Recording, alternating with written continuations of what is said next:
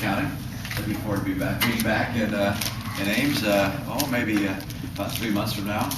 And clearly we're reaching out to the people in Iowa, and particularly in the communities around Ames, and encouraging them to be involved in the straw poll process, critical in selecting the nominees of each party, and hopefully this will be an opportunity for me to reach out to people in Iowa tonight and get a chance to hear their perspectives and respond to questions they may have. So with that, Governor, your campaign today acknowledged that your wife gave $150 to Planned Parenthood in 1994. Does this give your opponents, who are already suspicious of your position on abortion, fresh ammunition?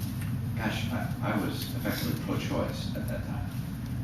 And I think I made that pretty clear. I was in the 90s, I think through up until about 2 years ago, I was effectively pro-choice. And I indicated that I have changed my position. That's true as of a couple of years ago. And wrote an op-ed piece to that effect, so that shouldn't be any particular surprise.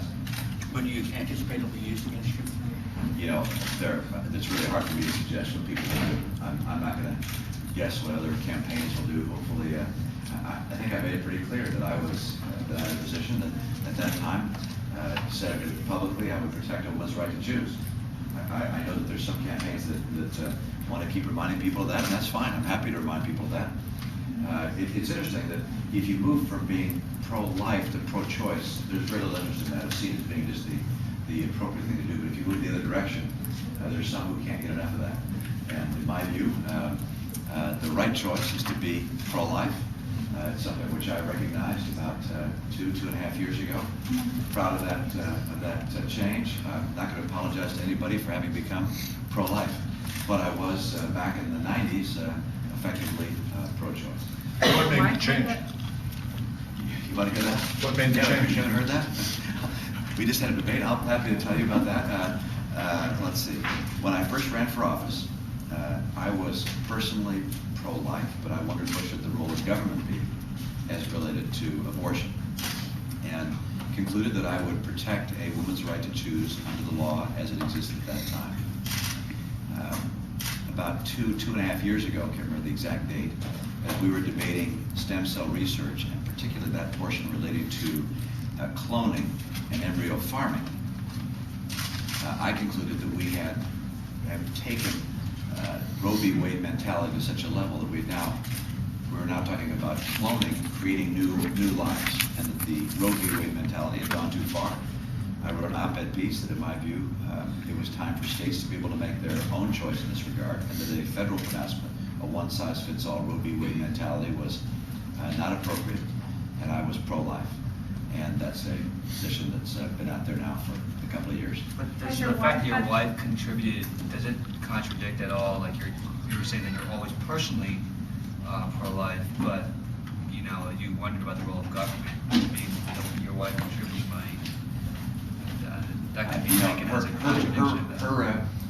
Her contributions are for her, not for me, and her positions I don't think are particularly relevant to my campaign. My position is what I think is relevant for my campaign, and I'm pretty straightforward.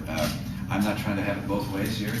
I was effectively pro-choice, and I'm pro-life, and I'm not going to apologize for that. There have been other great Americans who had the same recognition that they were wrong, and I'm just one of those who's willing to admit it. I was wrong. I am pro-life, and that is something which I think is the course that Ronald Reagan and Henry Hyde and George Herbert Walker Bush took, and for me the decision was reached over a period of time. I was very concerned about the issue and recognized the needs of the unborn child, as well as the sensitivity to the interests of women and their concerns. But the point where I decided it was time to indicate that I had changed my view came following the debate of cloning and embryo farming. Governor, I'd like to follow up on a question that Mike had earlier today. You talked about Al Sharpton, and you made it clear that you didn't know how to interpret where his motives were and that sort of thing.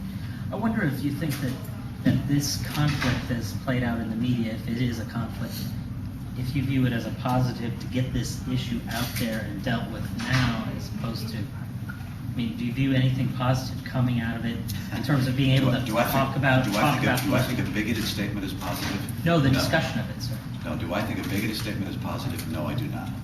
And I think it was a very unfortunate choice of words on his part. I don't know what he was thinking at the time. I can't ascribe a motive to him. And I think it was a very unfortunate, un-American thing for him to say. And again, I can't ascribe motive to it, but that's just the nature of what he has said, and I think it's very unfortunate. I mean the dialogue, sir. I mean the dialogue that this starts. Could that be positive? I think I've said what I'm going to say, which is it's very unfortunate. I think it was a bigoted statement, and I have no interest in seeing bigoted statements about my faith or anyone else's faith put into the public discourse. Governor, Sharpton actually came back and put out a statement. I don't know if you've seen it. He basically says that he was talking in response to when Hitchens was making this critique of religious belief in general, and he was saying, there's a Republican candidate for president who belonged to a church until the 1960s that believed a doctrine of under the curse of Ham that promoted inequality, and so Sharpton said he was responding to that and not implying that Mormons don't believe in God. And he was implying then what? He says that I hear the response, but he's saying people who believe in God wouldn't vote for a Mormon, or wouldn't vote for Romney, or wouldn't vote for a Republican. He was saying believers in general. This is what he says. He says believers in general would not vote for somebody like that on political grounds, not religious grounds. And he's talking believers as opposed to atheists is what he's saying. But I guess the other thing he said, the statement that's relevant, is that he says he thinks it's fair game to ask you about, that doctrine in your church, and did you belong to the church in the 1960s at that point? Do you think it's fair game to talk about that?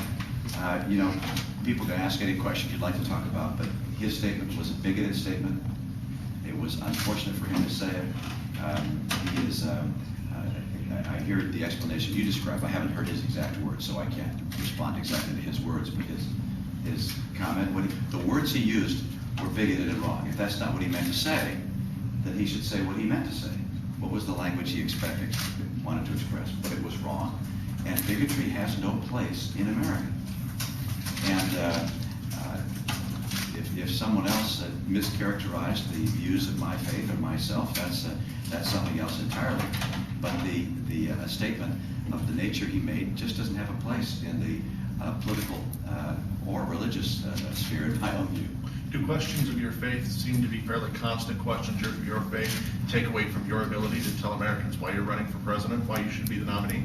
Actually, if you look at the polls in the states where I spend the most time, these early primary states, it seems that the people in this country are not particularly interested in religion. There are a few people who are, but the great majority of people I talk to are interested in choosing a person of faith to lead the country. They don't choose their political leadership based on the church they go to. They look for the person who has their values and a vision for the future in which they have confidence.